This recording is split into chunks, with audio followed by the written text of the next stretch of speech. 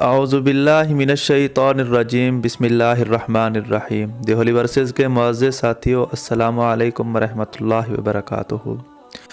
جب ہم نماز کے لیے اللہ اکبر کرتے ہیں، ہم کانوں تک ہاتھ پہنچاتے ہیں، کیا یہ کرنا سنت ہے؟ اور جب ہم اللہ اکبر کرنے کے لیے ہاتھ اوپر اٹھاتے ہیں تو ہمارے ہاتھ کندھے تک ہونے چاہیے یا کان کی لو تک ہونے چاہیے؟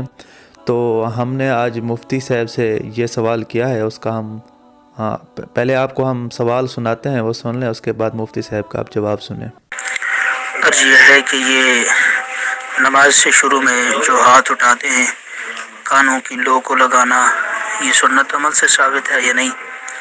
نیچے کندھوں تک اٹھانے چاہیے، کانوں کی لو کو لگانے چاہیے، اور کانوں کا اوپر والا حصہ جو ہے، ہم نے تو یہ سنا ہے کہ امام صاحب نے یہ تینوں سنتوں کو اپنایا ہے۔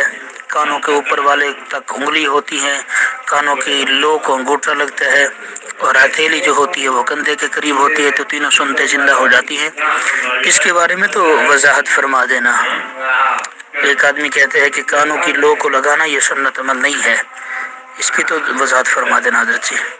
بہت شکریہ، اللہ تعالیٰ آپ کو جزائے خیر دے۔ السلام علیکم ورحمۃ اللہ وبرکاتہ۔